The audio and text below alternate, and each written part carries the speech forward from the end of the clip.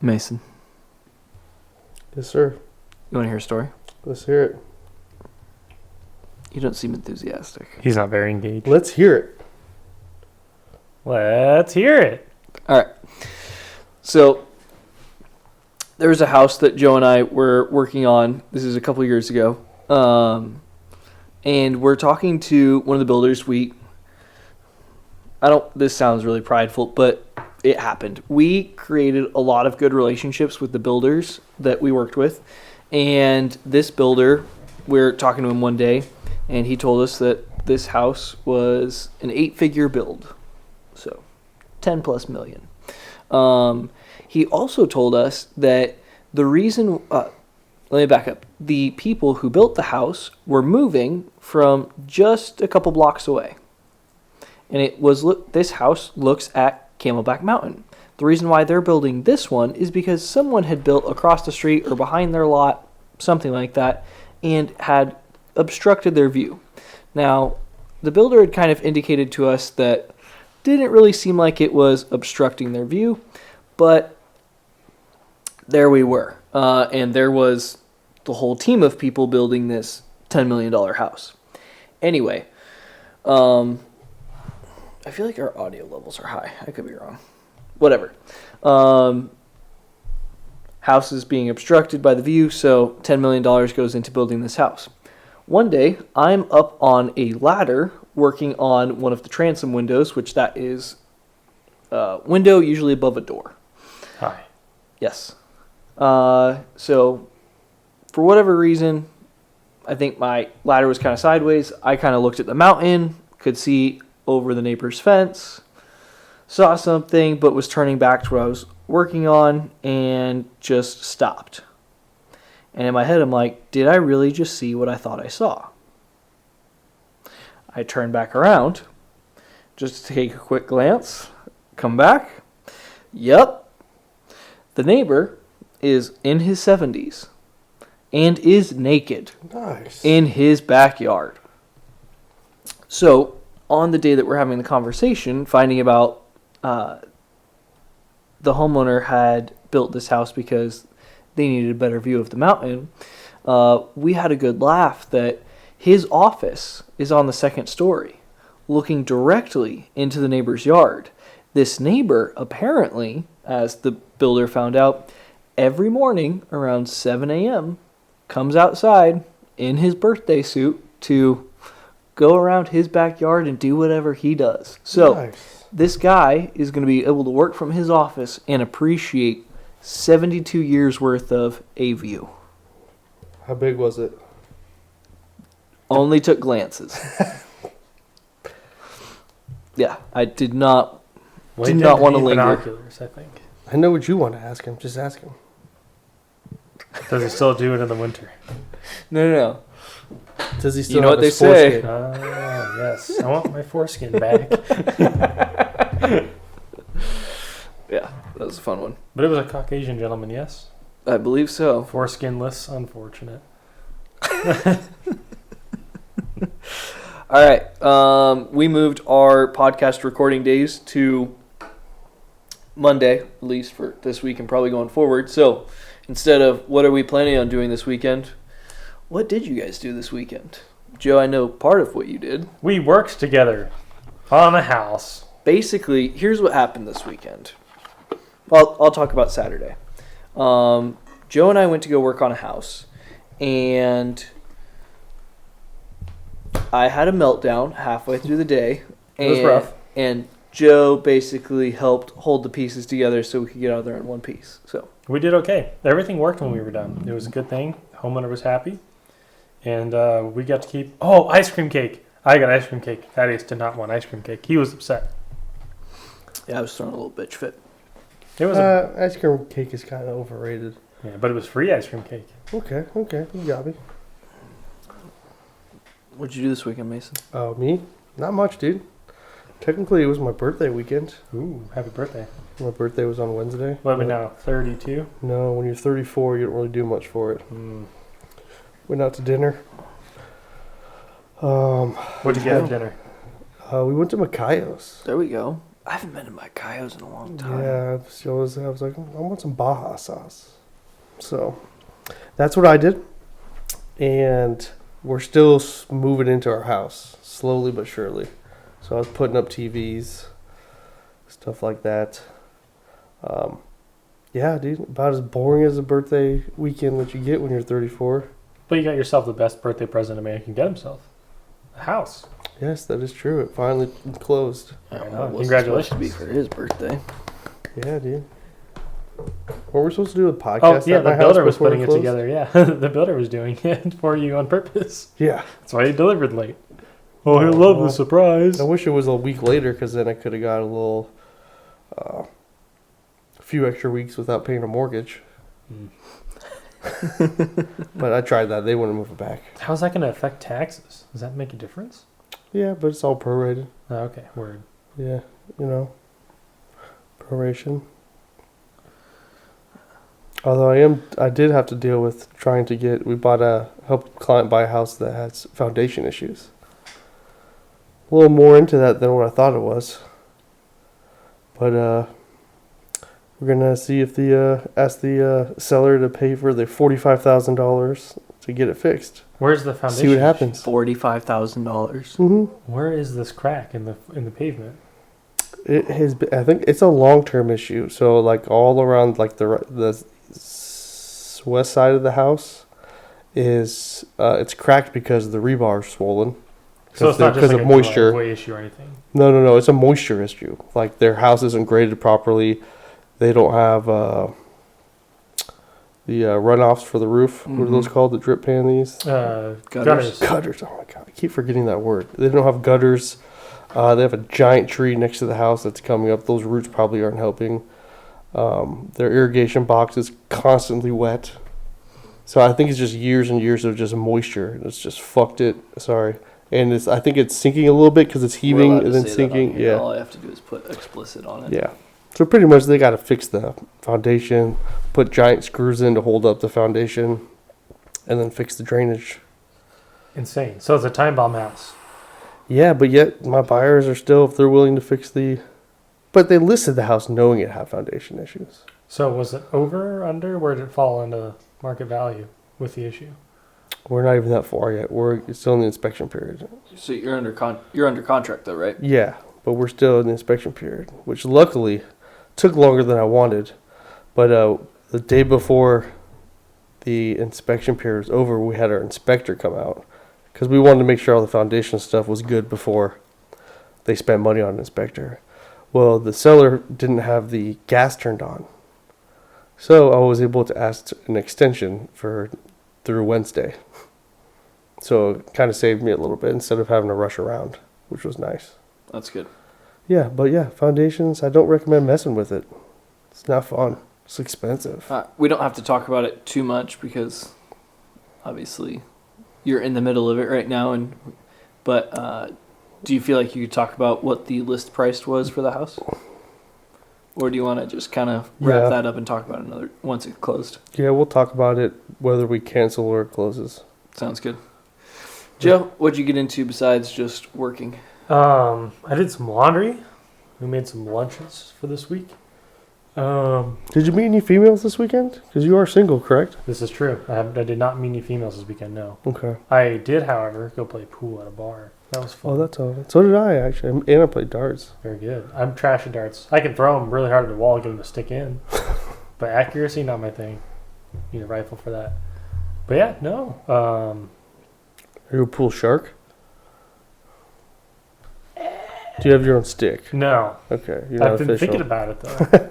I'm thinking about getting my own stick. I want my own bowling ball. I'm getting way into this shit for some reason. I feel like I'm too young to want these things, honestly. But it's like, it sounds cool, show up to a dive bar with your own pool cue. Only if you're good. Well, Otherwise, you just look like a jackass. I'm okay with that. Yeah. That's how I am in my cars, dude.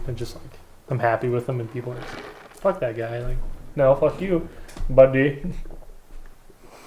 But other than that, yeah. I mean, me and Bobby did that pool, like I was saying. Nice. Where'd you go? Kimmy's, over by the apartment. We went there that one time with wait, no, we may have not been there for that one. It's the one over by the Walmart. Walmart. Yeah, Okay. they have one table, and it was open. Hey, if it's open, it's open. Yeah, it was open. 75 cents a game. It's cheaper than Dottie's. Dude, we played like 8 or 9 games. It only took us like an hour and a half. Nice. We were moving. That's good. Yeah. Where do you usually play? Me? Yeah. Like, I don't play frequently. But all right. But you I haven't did played on this Thursday, weekend. yeah. Do you have bull shooters? Yes, but in Avondale. Oh, really? No, not bull shooters in Avondale. It was called something else. It was called like Red Bottom or something like that. Huh. Yeah. Is it Rock Bottom? No, I think it's called a Red Bottom. It was a super dive bar. I think it was a biker's bar. Nice. Dive bar is So- the best. You stuck out. Yeah. As I always do, yeah. Got the Mhm. cleanest clothes. But it's on. cool. They gave me a free drink because it was the day after my birthday. Nice. What was it? It was just Crown and Coke. Coca-Cola, not cocaine. Darn. Yeah, I didn't get the white rim on it. Yeah. I passed. Could you imagine trying to hit a bump off like a wet glass rim? It'd take a long time. I told this story earlier today, but so one of my cousins, his father-in-law owns a concrete company, I believe, and they had a contract to go down to the border and build a certain structure. The wall. Yeah, they were building the wall. And he was telling us that he went down there with some of the guys. He didn't know how to do concrete, but they needed some bodies, so he was going to go help out with what they were doing. And each guy got a per diem. So what some of the guys would do is they'd take their per diem. Go buy drugs in Mexico. No, they would go buy booze and basically drink till like 2 or 3 in the morning, and then sleep for an hour, and then have to be at work at like 4 in the morning. To haul and lift concrete, that sounds awful. Well, but you've got like the forms, like there's more than just like pour the mud in the hole and move on.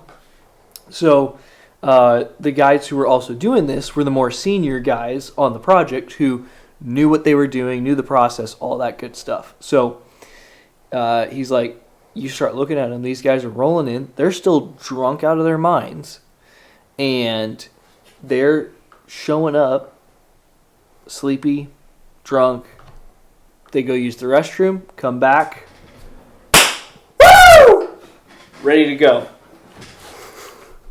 I wonder where they've got this special influencing powder from. Definitely not right there where they're working. Yeah, they probably just took a proper shit. So felt ready to go. Fixes Yeah. everything in the morning. Whiskey shits. Yeah. Mason, are you just doing business over here? Or? He was playing chess earlier. Yeah, I was, but yeah. You play chess? Dude, I slang real estate like it's cocaine in the streets. You know, I was always working it. Sounded like it's cocaine in the 80s. Hmm. You play chess though? Yeah. You on chess.com? And I didn't know there was such a thing It's chess.com, man. Where were you playing chess? on the iPhone. Oh, really? Mm-hmm. Who are you playing? Lance, Are you guys any good?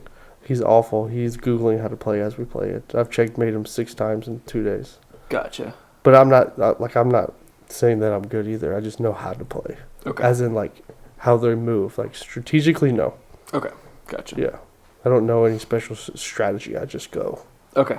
Gotcha. Yeah. I'll let the pawns lead the way. Yeah, Google Blitzkrieg. Blitzkrieg? Krieg. For chess? No. I was gonna say. You're I not know. going to get anything that involves chess. Google 2 girls, 1 cup.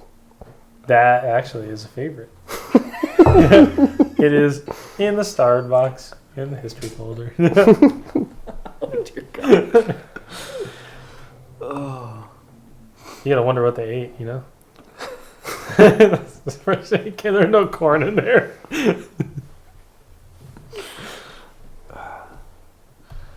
There's Well, what did you do? What did you do this weekend? Saturday was work, and then Sunday God. church, had security for church this weekend, and then went and looked at an apartment. Security for church? We've talked about this before. Have we? This is the second time tonight that. I don't know. I think you guys talk about things when I'm not here. No, we definitely talked about You're this too with busy you playing because chess, yeah. yeah, you had the same reaction.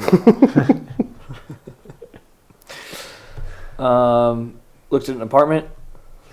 You looked at an apartment? Yep, very nice. Why are you getting an apartment? Because I'm getting married. I know. We should buy a house, dude. Because we need to stockpile a little cash to get that done. Unless Just sneak some pictures of her feet. True. that is Sneak some pictures of your feet. Does he have pretty feet? I'd pay for them. my toenail fell off recently, so probably not. That's some good shit right there. That's worth extra money. Like, hey, if it sells, That's not Feet Finder. That's like black market feet pictures. Yeah, dude, exactly. Yeah. You ever heard of nuggets? Like, Don't no. look that up either. okay. We're getting married at this place called the Naughty Barn, Knotty. But if you look up Naughty, something completely different comes So up. what I am understanding is you don't voice to text this one. You just type it. Yeah. And whenever someone asks where are you getting married, it's really weird when you tell them the Naughty Barn because it sounds like you're getting married at like a porn site. That's cool. You should let people think that. Just I Google And naughty, just show up. naughty barn, but everything comes up dirty barn. I don't want to click on that one. yeah. Yes, you do. That's a lot of no. So, and then there's a CrossFit competition going on right now. It's their big one where they do it online. So this is the last week. How do you do CrossFit online? So they'll release a workout once a week on Thursday, and everyone has until Monday at 6 p.m. For Arizona local time to get their score submitted. So you either need to be judged by someone at a gym who's a registered judge, or you can record it and share the URL so that they can review your submission. If you're in the top 10% of the people who do it, then you get to move on to the next stage, and that eventually feeds the big games at the end of the season, which will be in August. So top 10% move on, and it's looking like as of tonight that I'm going to be in that top 10% going to the next stage. So Nice. yeah. How do you have to get to the next stage? So Top 10% of that one? I think that one's even more exclusive. It's 1,000 push-ups in a day.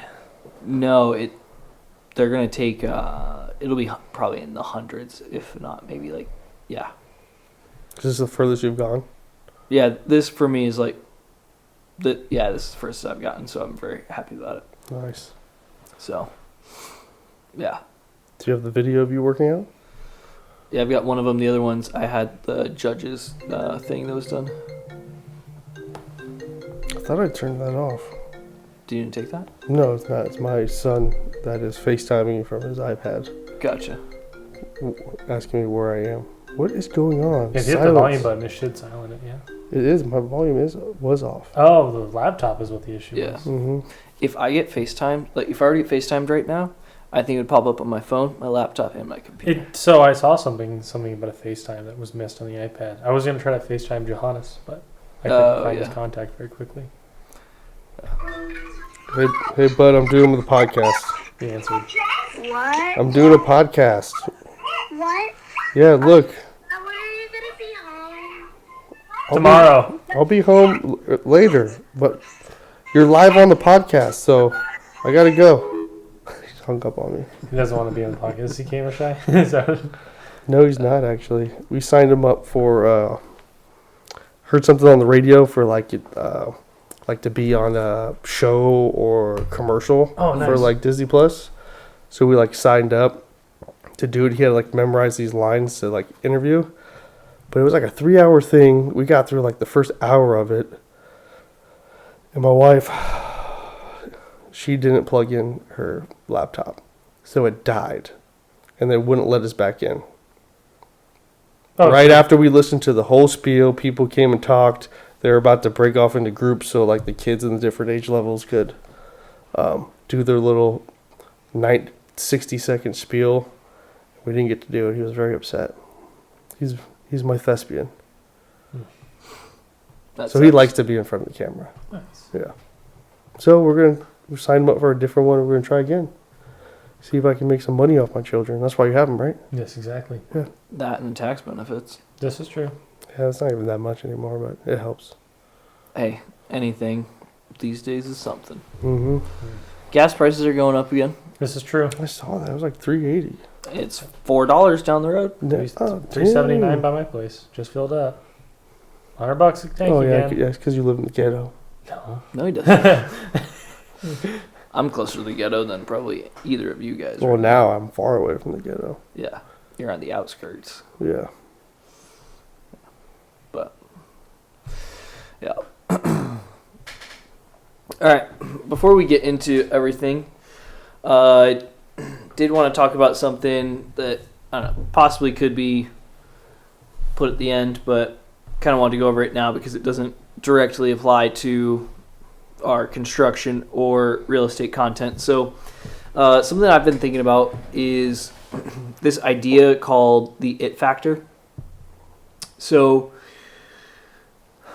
I started thinking through this when I was at the window and door company. Excuse me. And it was in regards to why I felt like I should be on a certain job versus anyone else for the task that I was doing.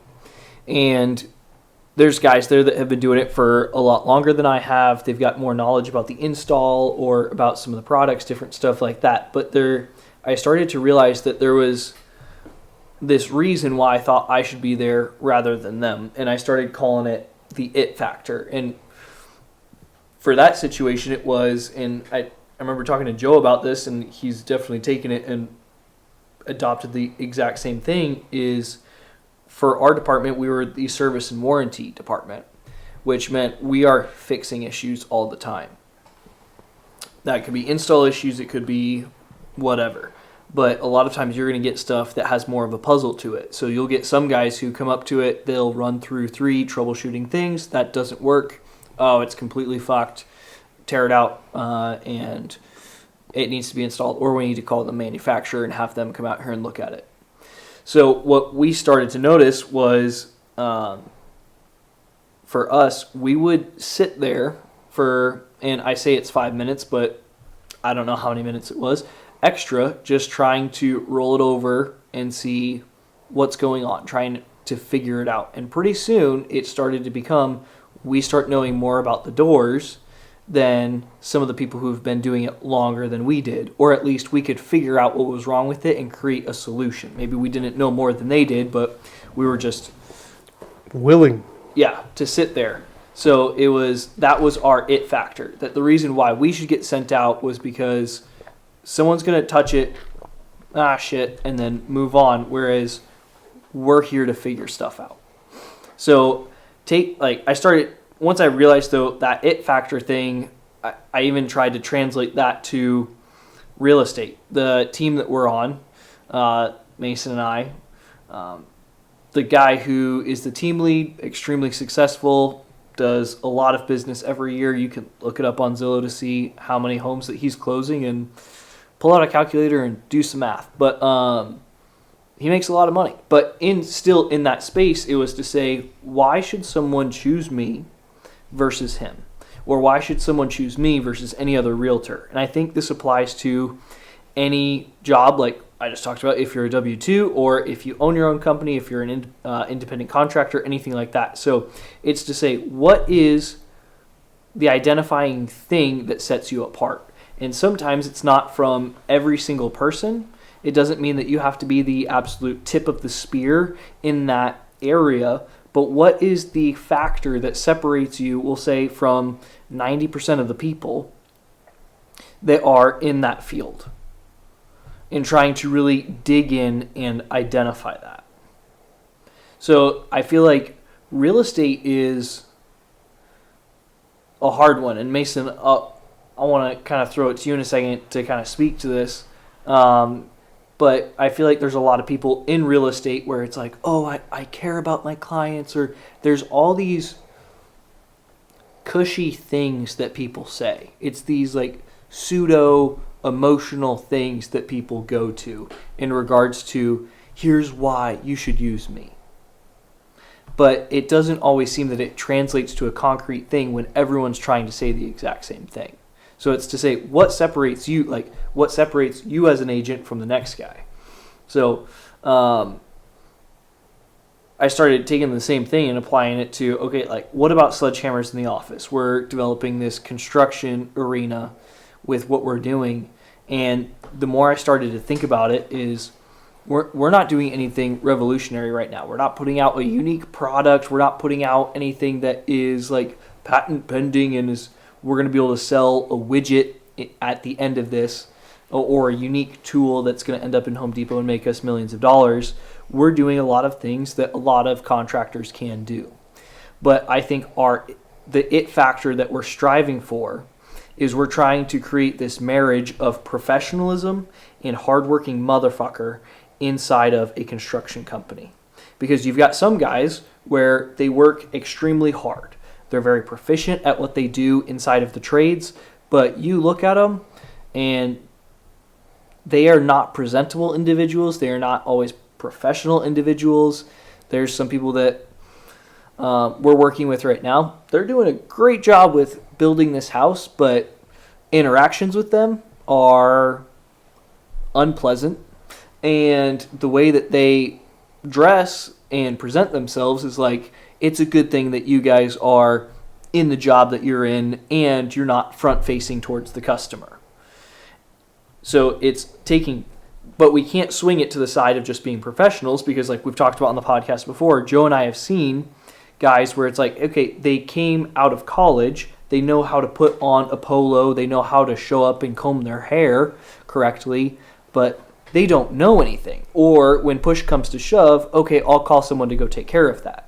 And for us, it's with sledgehammers in the office, it's like, no. We're going to show up. We're going to be presentable. We want to be able to communicate well to the customer. But at the same time, when it's time to work, we're getting in the mess. We're taking care of it. We're going to take care of that shit. So I'll throw it over to you guys in regards to thoughts in regards to that. Like, I would want to hear what you think in regards to what your it factor is for real estate, and then Joe in regards to what we're doing with SITO, and then also with what you're doing now.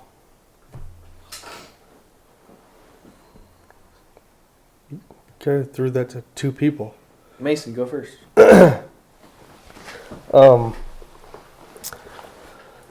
So a lot of people can do the basics. Like, they know how to do the contracts. They know, like, most of the rules and stuff.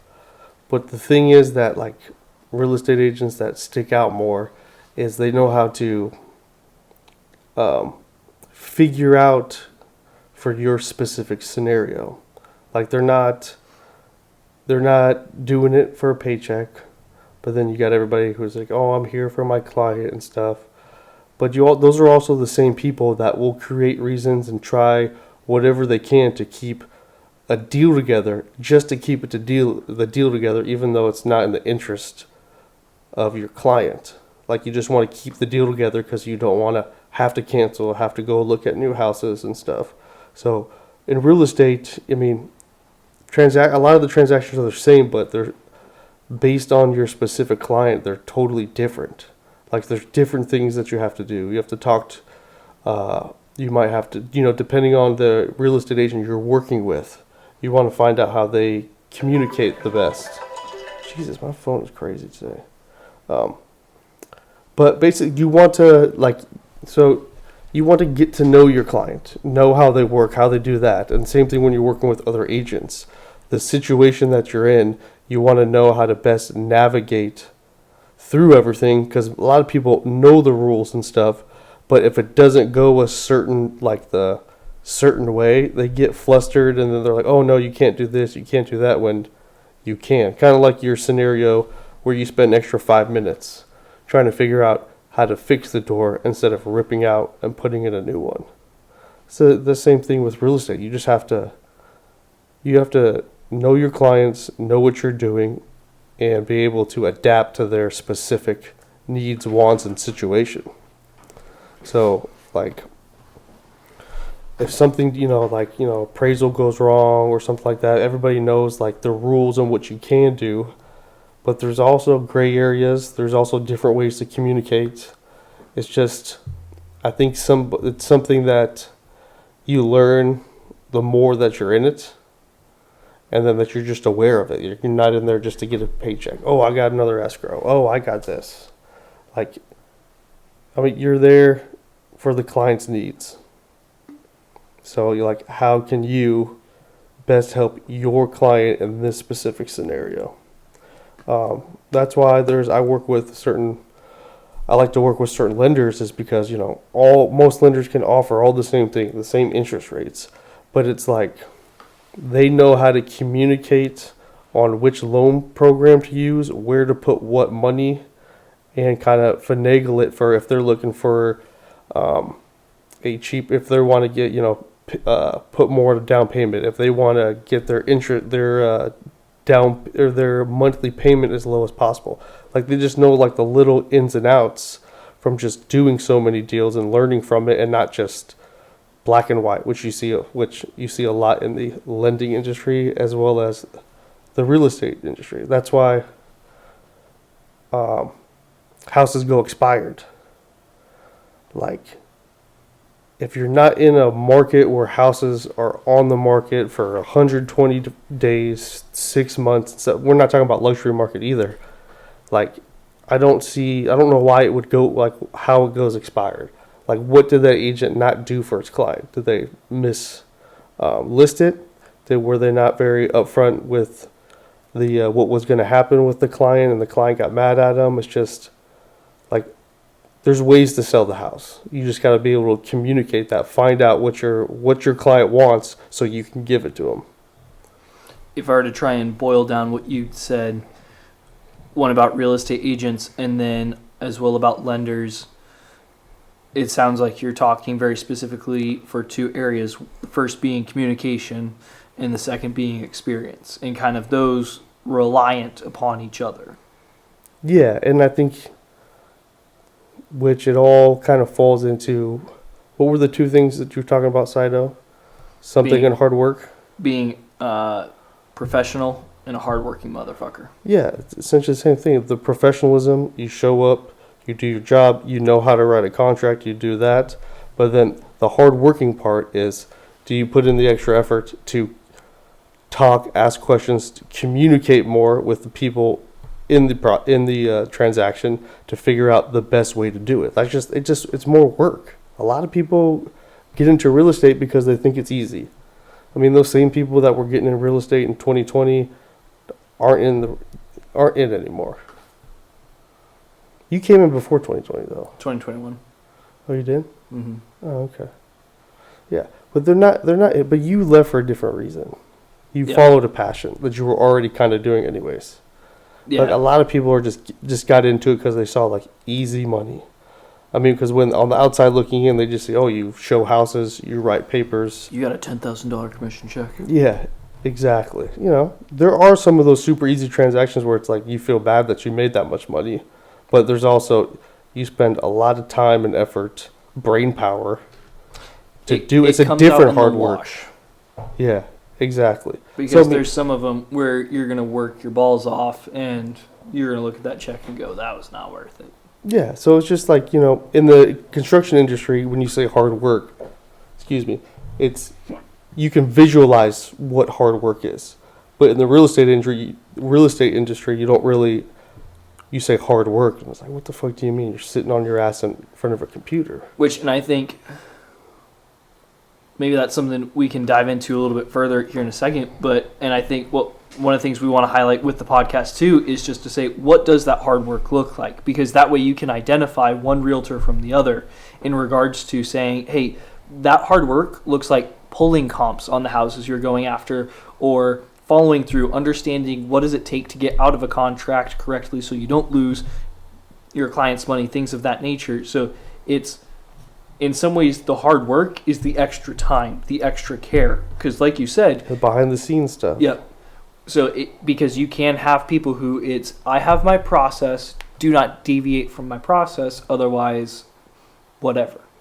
Yeah, So- exactly. Yeah, I mean, and then if we talk about this more, we can go more into I mean, like the hard work and professionalism goes into any kind of whatever you're doing.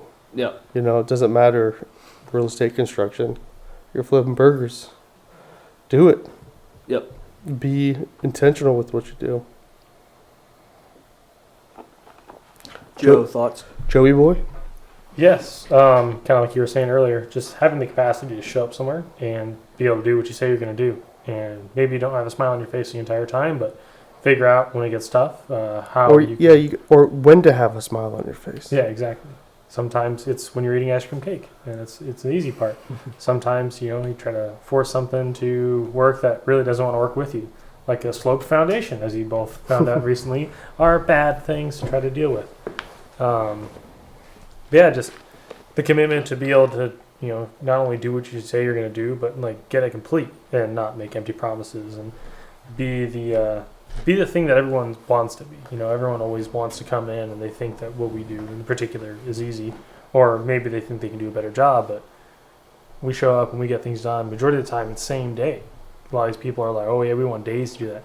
I mean, we show up to that Airbnb spot, slap in all that trim, base, doors, and we got that done in a day. A lot of contractors, they're trying to get in for an 8-hour day majority of the day, where they're like, oh yeah, we're just going to show up, do a little bit of work today, tomorrow, maybe the following day.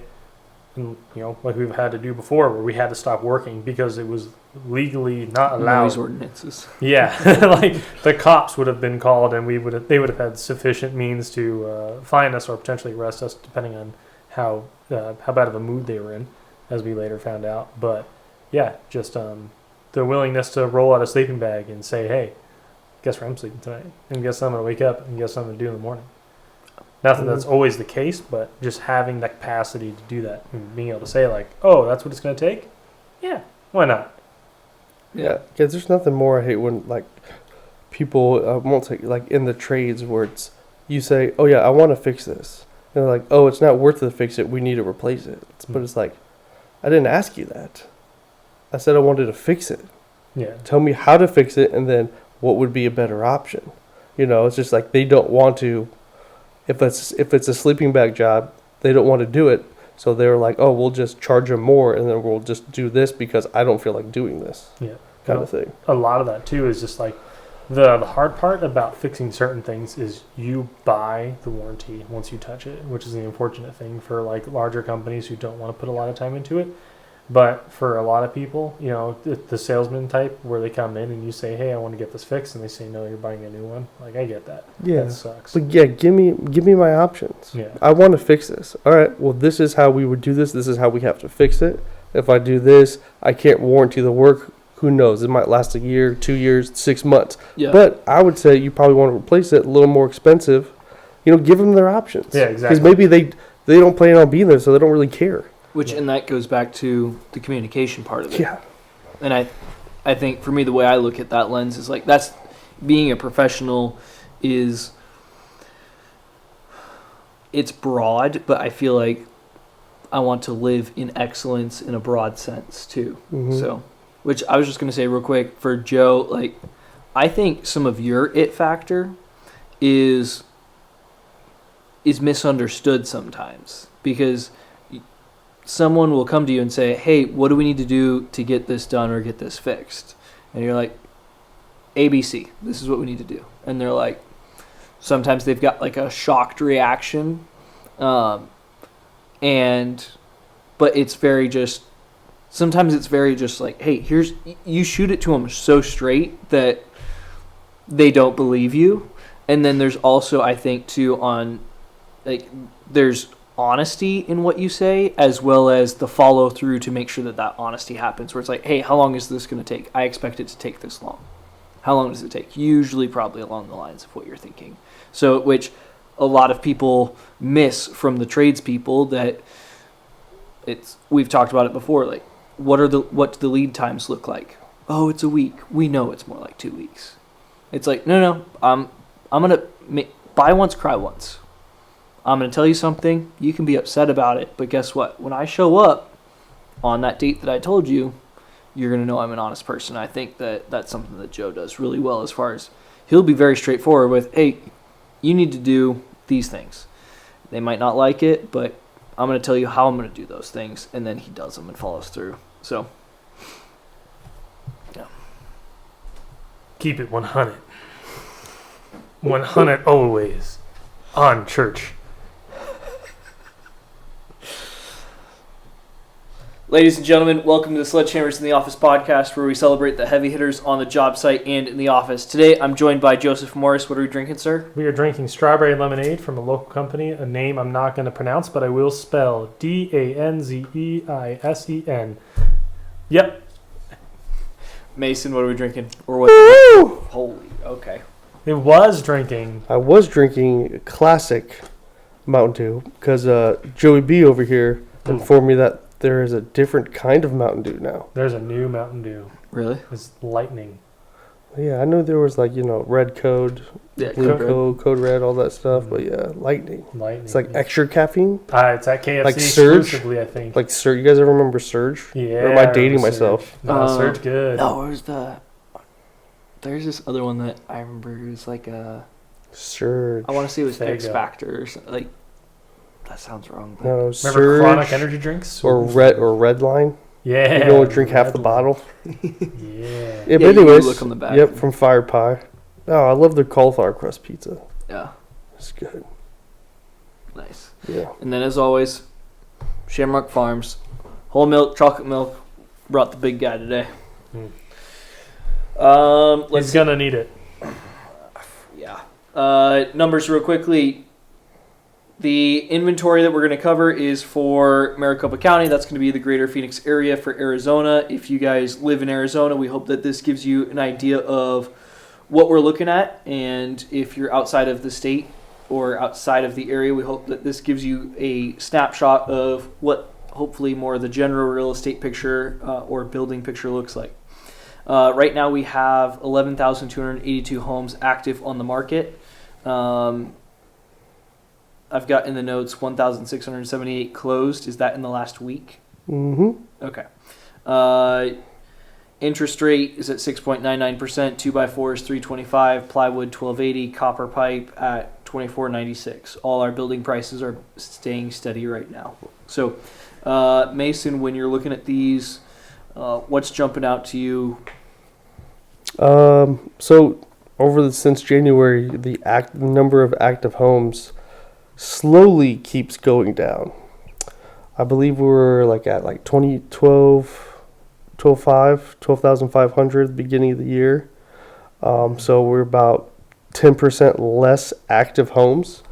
And then we have about a little over 1,400 new homes that came available past week, and that number's stayed the same. It actually has since January. It's gone up 6%. But the number of closed keeps climbing. So, which we usually see because, January, it starts to pick up a little bit in January because everybody was waiting over the holidays and stuff. But our active homes have gone down 10%. And then our number of new listings have stayed around the same, about 3% extra. And then the number of sold have gone up 38%. We went from barely over 1,000 to this week we're at almost 1,700 in 1 week that were sold. Granted, the ones sold, they are, we're about 30 days behind. So But the ones, that still puts us beginning of February. Exactly. So, I mean, that just says that the normal amount of people are putting their houses up for sale, but for some reason there's just more people buying homes, even with the higher interest rates. Yeah, which I think even just by tracking the numbers, it seemed that there were people who probably, one, for the holidays, and then two, probably got scared or just had a moment for buying a house, and now things have kind of settled in. People have looked at their financial situations and kind of said, all right, Yep, and here's what also we can do. and also some people might be just getting ahead of the game. So obviously, one can predict that if and when the interest rates get back down to maybe in the 5s or something, there's going to be a mad rush to buy a house, which means more competition. You're going to have to pay over asking price. So a lot of people like myself, but although I bought a new build, so it just ended up working like this. But they're buying now, and maybe over the next 3 to 6 months, 9 months, they're going to eat the expensive monthly rate and then just refinance when the interest rates dropped. So they're getting houses on the market, which value homes are slowly starting to, at least from what I've been recognizing, are slowly going up a little bit. That you're just going to get in at a better price, less competition. You're still seeing people be able to get concessions and whatnot. So you just have a little bit of advantage for eating a higher monthly payment. But like we say all the time, everybody's situation's the same. Some people can't do that. Some people don't want to do that. I don't necessarily recommend it, but a lot of people are doing that to jump out ahead. Yeah. Because nobody likes that 6.99 interest rate. That's high. Big number. Yeah. Joe, I know we had a building process that we wanted to go over tonight with some motors for some doors. So you want to walk us through that real quickly? Yes. Super cool, super fun. One of the larger curved doors in Arizona, I believe. It's about I think it's 10 or 8 panel multi-slide steel doors. What's a curved door? They're physically curved, so they don't stack straight on. They when they stack multi-slide, you've got multiple panels stacking against each other, instead of it being typical where it's just two-dimensional door. It actually has curved glass and everything. Oh, Yeah, pretty interesting. fancy. Mm-hmm. But the gentleman is wealthy in a very literate sense. I mean, it's just insane what this guy's got going on. Optometrist wants a nice view, so he got it. Spent the money on the doors to get the view. One of the nicest spots in Arizona. And his motors weren't closing the doors all the way physically. So we had to do what is called a hard reset on the motors on both the male and female. The difference being which one closes first to allow the other one to close into it, so that way it can maintain a good tight close and lock properly. It wasn't meeting in the middle like it should have been. Something to do with the snow, potentially. It was snowing quite a bit that day at the top end of Scottsdale, if you can imagine that. Hell freezing over. And this is in March. This is in March. Yeah, this is in March. We've had some weird weather, though, out here in Arizona. Yeah, March, Arizona, Scottsdale. When has it snowed in March? In the Phoenix area? Yeah, but also whenever we gotten this much rain in March. Oh, too. yeah. No, this is the day after the rain I went up there. Yeah, well, especially if you're up in the mountains. Oh, yeah. It's as high as you can physically get on the ones up towards Bartlett Lake is the general vicinity, without saying too much. But yeah, get up there. Doors are not closing like they should be. So we go to the motors and we have to do two separate hubs on either end and go and make sure they're what they need to be doing, because you can change torque, speed, all kinds of weird variables about it. But like I said, we need to get them to close properly. Hard reset. Basically, we teach the doors how far they need to open. The motor remembers that. We bring them to the closed position physically, teach them that's where they need to stop, and we hit the start button to make them close from the open position, make sure they come together well, and we'll do that about 10 more times to make sure that it actually learned the process properly and wasn't getting confused anywhere along the lines. So when the motor is going through that reset and you guys are teaching it that distance, are you teaching it to... We're teaching it a lot, everything down to the weight of the doors and how to carry it properly. And we put in how long the panels are, so that way the motor can slow down before it picks up that second panel with the interlock, which is what allows the doors to lock and not have them be able to be removed while they're in the closed position. It's a security feature, if you will. So when it picks up that second door, it slows down a little bit. So when it hits it, it's not violent, doesn't rip it apart. So coming up at a good speed, slows down, grabs it, and then it speeds back up. How strong are these motors? Can they pull something like that apart? These doors are built There are some instances where, I think we had a door where the glass is silicone to the frame and nothing else, just silicone, and it actually did pull the metal away from it. So they're only about 1 horse motors, but they are big. They are big, beefy motors, and they use a really nice quality belt-driven system that hides in the head track. The same company that makes belts for Ferrari makes the belts for some of these manufacturers of motors. That's what I've been told, at least by one of the manufacturers. So good quality stuff everywhere you look on these guys. High dollar stuff, mind you, some of the highest dollar I think out there for the most part. but they work well. Just every once in a while, just like anything else in the world, it's not foolproof, not 100% of the time. But majority of the time, it does its job just fine. Yeah, those are awesome. When you see them in action, also the amount of variability that you can get with them, because you could do the keypads, you could do the motion sensors, you could do. It's ridiculous. I love showing up somewhere and somebody has no idea, and I'm like, oh yeah, you think that's cool? Watch this. I can speed it up to go twice as fast. And then they like see what these things can really do, and they're like, okay, I understand like that price point now. Is that the Top of the hill, round roof, copper? No. Trying to think of the company. Is that is it Shockley? Yeah, with the really easy adjustment. Yeah, it's Mhm. an independent computer just dedicated for the controls. Yeah. Yeah. Because when I was with you guys, that gentleman had just started working with Elevation in regards to the control panel and all the stuff that he offered with those automated doors. And it seemed that his were leaps and bounds ahead of the one that had been used previously. Yeah. In just the amount of control that you could have. Yeah, so one, as I find out more about it, one's a little bit more analog, one's a little bit just more friendly, like interface for the user. And those are going to be the big differences. Now, if you know where to draw the line between those two, and you know like where you like to keep things, it makes more sense. It's a toss up right now because there's so much out there now. Everything that's going on, how many different sizes of motors. There's just so many variables to keep up with. But yeah, even doing that 12-foot door that I did up in Silverleaf, like that 3-panel that were 12 foot wide or 12 foot tall, 6 foot wide. I mean, it just moves those things, no problem. Physically by hand, if you weighed 100 pounds, you couldn't physically move these things, most likely. But this motor just makes it look like cake, Yeah. Is that the one you stood next to and took a picture? Those are the 15-footers. No, that was a different job, but same vicinity. Okay. Yeah. All right. If you send me that picture, I'll see if I can throw it in the podcast Right so on. people can see. It's ridiculous. Yeah, it's huge. I'll show Mason really quick. That's what she said. We'll get live feedback. She does tell Joe that. Yes. Mm-hmm. So those are doors. And that's me next to them. Oh, jeez Louise. Yeah. Those are big. Yeah, they're huge. And they all go into the wall, too. They're called pocketing doors. So when you they open just them, disappear. yep, don't even know where they are. That's pretty sweet. Right. Oh. You gotta start becoming friends with these guys. Oh, I am. These are friends I want. That's why I really like this job, because I get to meet some really cool people, go to some super cool places.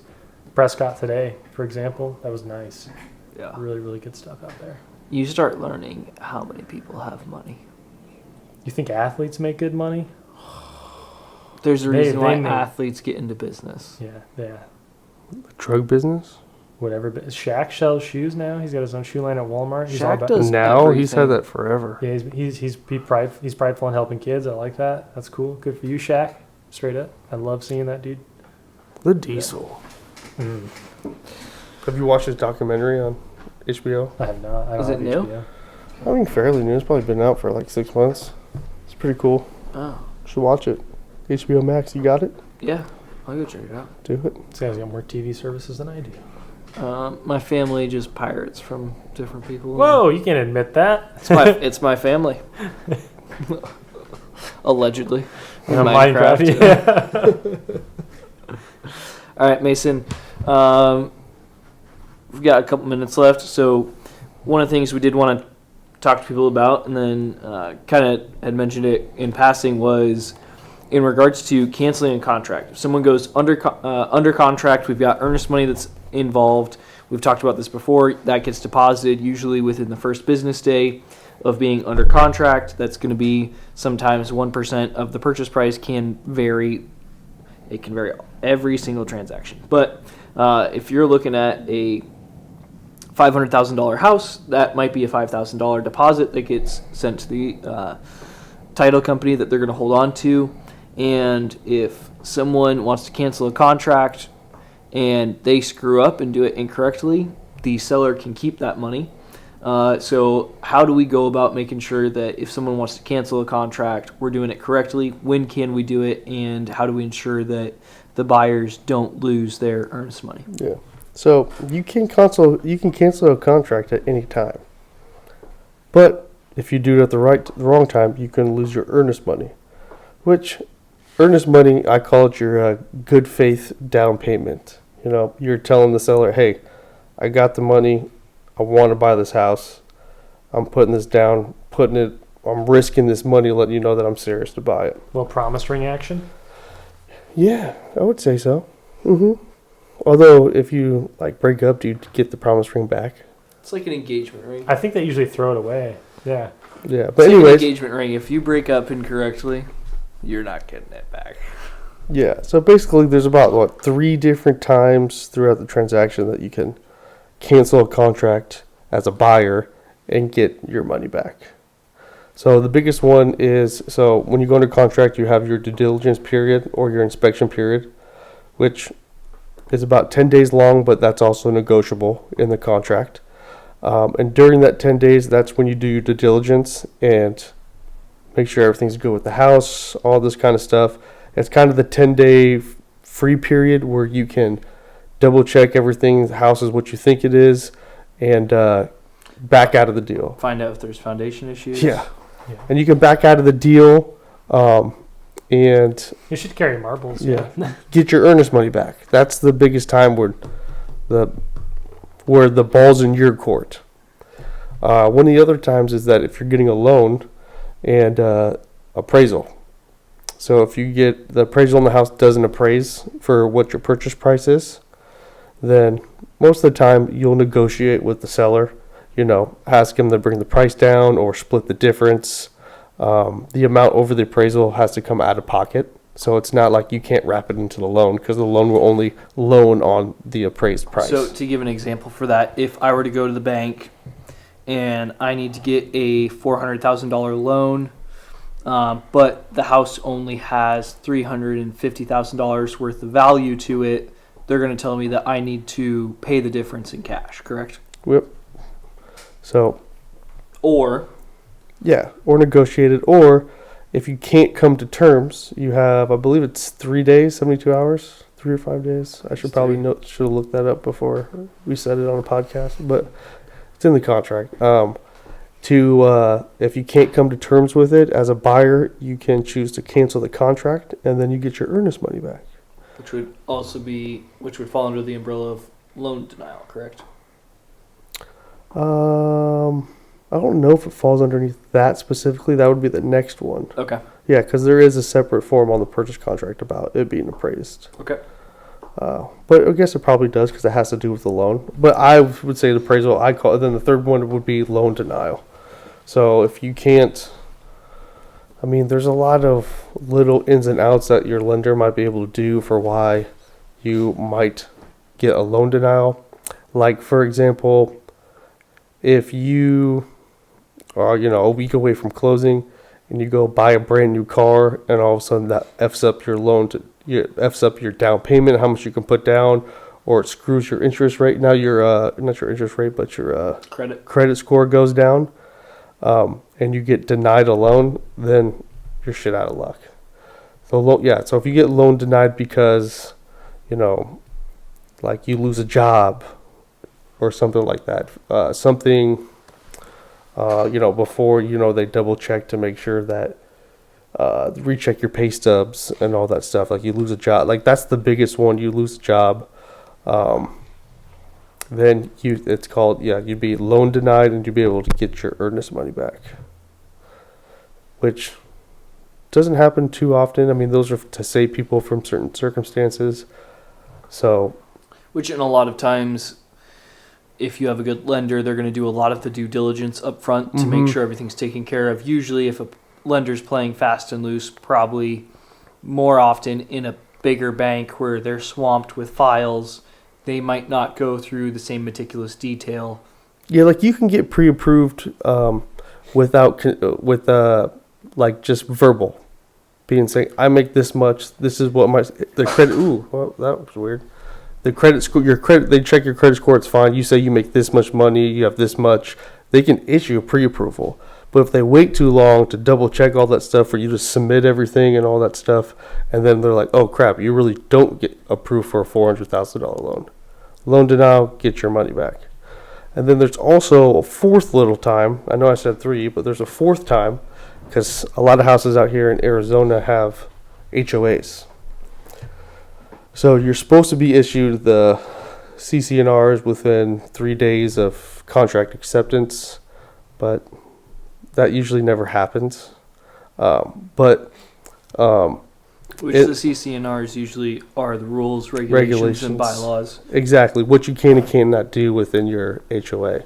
So once the seller provides you, or the seller or the lender or the title, whoever, it provides you the information about the CCNRs, you then have 3 days to look over them. And if there's something you don't like in there, like is it 5 days? I think that sounds better. Yeah, 5 days. I thought it was 3 days for the loan, 5 days for Yeah, it's a little bit longer. Yeah, it gives you time to look over everything. So say the listing agent listed it saying that visible RVs are allowed. You can park it on the side of your house, kind of thing. But you get the CCNRs and you can't do that. And you can be like, oh, well, I didn't know, that this could happen. I'm going to cancel the contract. As long as it's within that 5 days, you can get your earnest money back. So, bringing up RVs specifically, I heard a story recently where I think it was a California HOA that was trying to get a guy to sell his pickup truck because in some of the older HOA forms from I think the late 90s, you're not allowed, or no, early 2000s, they didn't want pickup trucks parked in front of homes in this neighborhood because it was a sign of a working man, blue collar work. And they didn't want that being displayed publicly, but it wouldn't fit in his garage. Now the argument was that it's a Rivian electric pickup truck. And this is recent? Yeah. This was 2022, I think. But yeah, the HOA was getting on his case. I'll see if I can find it. How long did he live there? He had been there for a really long time, as far as I understand, but he went out and bought the Rivian pickup truck that he'd been trying to get his hands on, and they were like, oh, yeah, so that's against HOA, so you can't have that. Well, there's boards and stuff, stupid board meetings that you should go to and all that stuff to figure that out. That doesn't sound... Arizona has struck down some stuff in regards to HOAs. They had a ruling that overturned a lot of stuff in regards to, if I understood the ruling correctly, that you would have to have a certain vote based upon the residents of an HOA to allow for some of the large sweeping changes that some of these HOAs were putting in place. So it was overturning a lot of HOA rules, if I understood it correctly, because it made it where, hey, these people are moving into a community with the understanding that here are the rules, and then all of a sudden the rug's being pulled out from under them. And part of it is because you can get some jackwagons on an HOA that run amok. You're talking about the guys that once a week walk around the neighborhood and take pictures of people's houses that are in HOA violations? Yeah, probably those people. I hate those people. Florida. Yeah, so a 27-year-old West Hills Country Club in Florida. Well, that's Florida, dude. Yeah. They do some strange shit down there. Don't get me feel like started. That's a different weird. country. Yeah. But yeah, it's a $100,000 truck, and they're like, you can't have that parked here. It's against HOA, yada yada. This is a motor trend. Yeah, but this yeah, is December. if it's blue collar things, Let him finish the story. The court sensibility that it wasn't a 1970s pickup truck. But yeah, what is this? Do you count a River urine truck as a blue collar pickup truck? No. Okay. That's a truck that I want. I don't claim to be blue collar. I think they are a good truck. They haul ass, which is nice. But yeah, so this is December 18th, 2022 that they were selling this. Yeah, but you lost me at Florida. Yeah, exactly. I feel like it would make more sense in California. I feel like you've got more Karens in California. Yeah. Mm-hmm. But screen's good. I guess it depends on the retirement community that you might find yourself in Florida. But yeah. It's unfortunate all the photos they use are the stock photos for the ads for the truck, not of it parked in front of the guy's house. Yeah. But yeah, Florida. Bad. DeSantis, what the fuck? DeSantis is doing a good job over there. He's doing a good job. All right, gentlemen, let's wrap it up for the evening. One of you changed it. Let's wrap it up for the evening. let the people know where they can find you, Joe. Instagram, search it _ there. A lot of riffraff, a lot of nonsense. Not much car stuff. Car dead currently. Yeah, that's where I'm at. Mason? I'm the IG at MasonOxendale. Well, every now and then you can find some cool information. Mostly you'll learn a lot about myself and my life. How exciting it is. Look at his new house. Yeah, actually, I don't think I posted the new house yet. Gotta get a picture of you and the Yeah, family in front of the new house. it's still messy and stuff, so. Well, I mean, just at the front of the house, the big bow tie, like, we made it, We did it. Happy Or birthday. one of those posts. Closed. Yeah. Yeah. Weather If you hold the keys, closed. If people want to get a hold of you in regards to buying and selling a house, what's the best way to contact you? Shoot me an email. Mason.Oxendale@gmail.com. Or just slide in my DMs. That always gets me excited when I have a new message from somebody I don't know. So Yeah. that'd be a nice little pick-me-up for me. And let them know that you listen to the podcast. Yeah. All right, you can find what I'm doing at SITO _building to take a look at what we're doing in construction. Joe and I, amongst my meltdown on Saturday, we're filming stuff, so we're going to try and put that together for you guys. We'll be talking about that project once we get that one ready to be published. We'll charge the camera next time. We did charge the camera While we were doing times. Yeah, that was the problem. Don't force them down another meltdown. No, that was like we had the GoPro to do a time lapse, Oh, so it was charged like 90-some%. Died by the time like we took lunch, so I plugged it in, and then back in the 90% again, set it back up, and it ended up like dying again. And so it's just like, but you guys will see the video. We'll let you know when it's out and show you what happened. So, We're not slow. It was just a rough situation. and we'll explain everything that happened. All right. Until the next time, I hope your hammer stays accurate, your Wi-Fi fast, and your work blessed. See you, everybody.